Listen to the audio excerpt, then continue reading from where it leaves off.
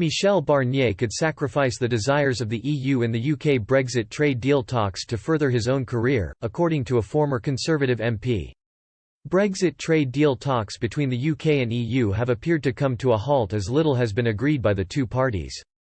However, Brexiteer and former Tory MP Baron Peter Lilly has argued this could be about to change due to Michel Barnier. While speaking to Brexit Watch on their YouTube channel, Mr. Lilly claimed a good Canada-style deal was more likely for the UK now.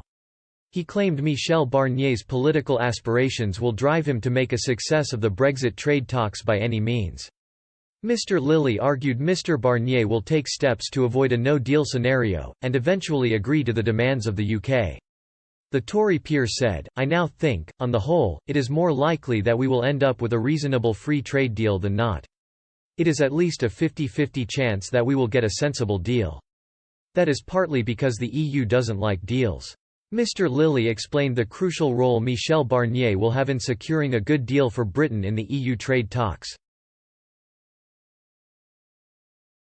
He continued, "If the EU puts someone in charge of negotiating, they expect them to reach a conclusion.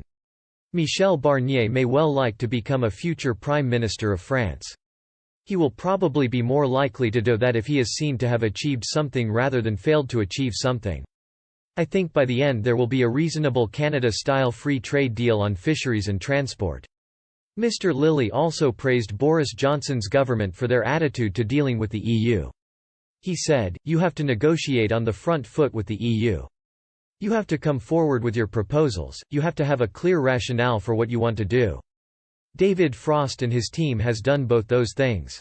The other side can't make all the running and pretend they don't know where we stand. The chances of a sensible deal are greater than they otherwise would be. For the last 4 years, I have been one of those saying that a no deal is much more likely than most people imagine. But I also think it is much less damaging than most people try to make us believe."